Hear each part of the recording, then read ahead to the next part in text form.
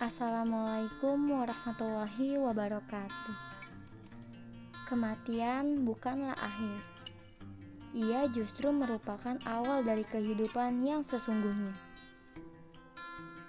Hukum mengiringi atau mengantar jenazah ke pemakaman adalah sunnah. Perintah ini berdasarkan hadis Rasulullah SAW yang direwayatkan Muslim sebagaimana penggalan berikut. Apabila seseorang muslim mati, iringilah jenazahnya. Dalam mengiringi jenazah, ada beberapa adab tertentu yang hendaknya diperhatikan sebagaimana dinasihatkan Imam Al-Ghazali dalam risalahnya yang berjudul Al-Adab Fid Din, yang artinya adab mengiringi jenazah, yakni senantiasa khusyuk, menunduk pemandangan, tidak bercakap-cakap, mengamati jenazah dengan mengambil pelajaran darinya, memikirkan pertanyaan kubur yang harus dijawab, bertekad segera taubat, karena ingat segala amal perbuatan semasa hidup pastilah dimintai pertanggungjawaban. Berharap agar tidak termasuk golongan yang akhir hidupnya buruk ketika maut datang menjemput. Dari kutipan tersebut dapat diuraikan sebagai berikut. Yang pertama, senantiasa khusyuk.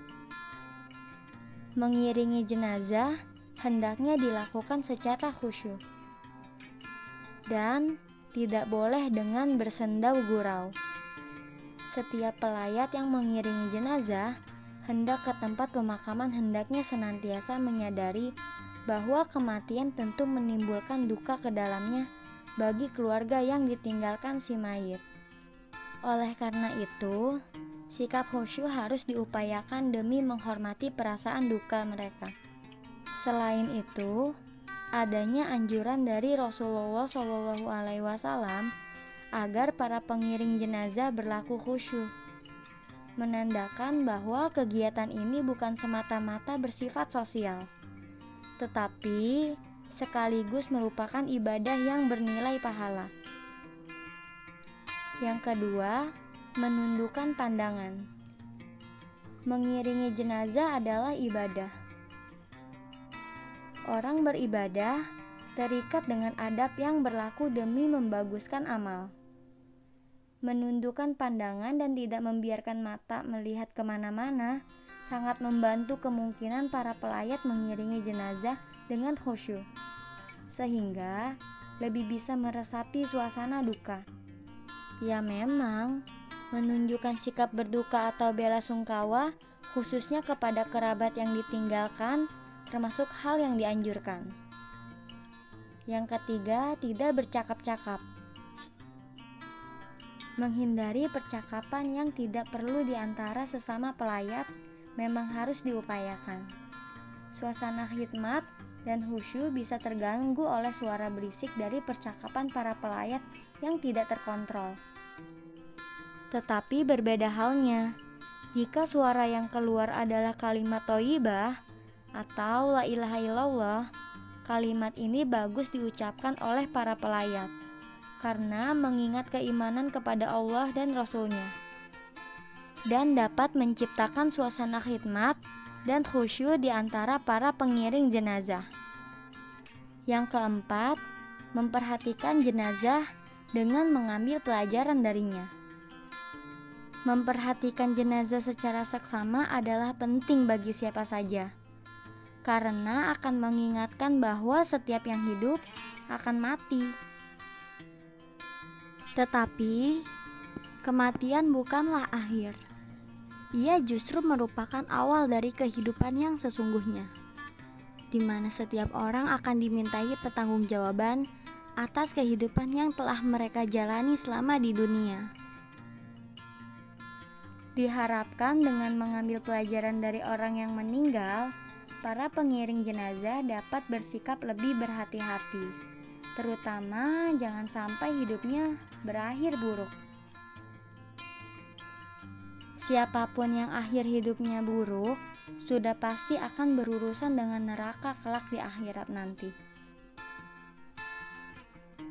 Yang kelima, memikirkan pertanyaan dalam kubur yang harus dijawab.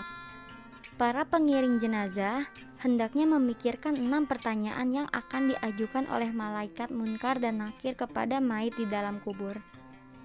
Itu adalah, siapa Tuhanmu? Apa agamamu? Siapa nabimu? Apa kitabmu? Di mana kiblatmu? Dan siapa saudara-saudaramu? Namun cara mengingatnya bukan dengan menghafalkan satu persatu dari ke-6 pertanyaan itu, beserta jawabannya, tetapi dengan melaksanakan perintah Allah seperti istiqomah, khususnya sholat 5 waktu. Sholat adalah salah satu kunci sukses untuk menjawab ke-6 pertanyaan tersebut. Sebab jawaban dari masing-masing pertanyaan itu sudah terintegrasi di dalam pelaksanaan sholat. Yang keenam, bertekad segera taubat. Karena ingat segala amal perbuatan semasa hidup pastilah dimintai pertanggungjawaban. Mengiringi jenazah hingga tempat pemakaman dan dikuburkan sangat amat besar manfaatnya. Setidaknya hal ini akan menyadarkan bahwa kemanapun manusia pergi, pada akhirnya tempat yang dituju adalah liang lahat yang berukuran sempit. Di dalam kubur itulah kita mulai diminta pertanggungjawaban. Barang siapa lalai dalam menjalankan sholat, sementara masih diberinya kesempatan hidup, hendaklah segera taubat dengan menjalankan semua perintahnya, terutama rukun Islam yang kelima, di mana sholat ada di dalamnya, dan meninggalkan semua larangannya. Yang ketujuh, berharap agar tidak termasuk golongan yang akhir hidupnya buruk ketika maut datang menjemput. Melayat atau mengiringi jenazah ke tempat pemakaman akan selalu mengingatkan akan kematian yang sewaktu-waktu bisa menghampiri siapa saja.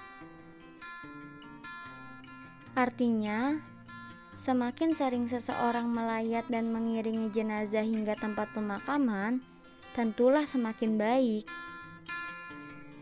Karena akan selalu diingatkan akan adanya kematian yang pasti datang kepada siapa saja tanpa pandang bulu. Ketujuh adab tersebut penting untuk diperhatikan bagi seluruh kaum muslimin, khususnya laki-laki, untuk diamalkan secara bersama-sama. Jangan sampai sebagai orang Islam kita tidak pernah mengiringi jenazah ke tempat pemakaman.